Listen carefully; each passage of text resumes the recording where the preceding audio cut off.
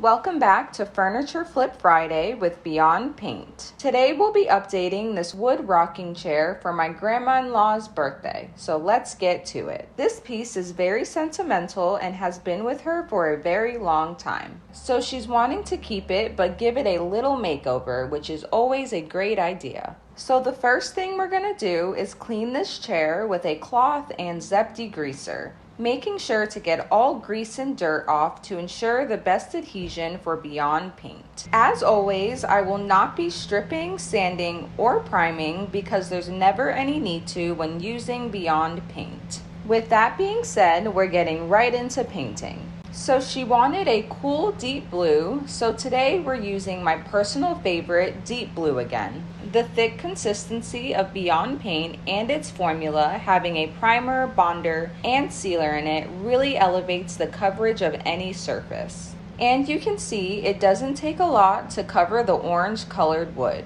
I'll be using my 3/8 inch microfiber roller for all the easy to reach areas.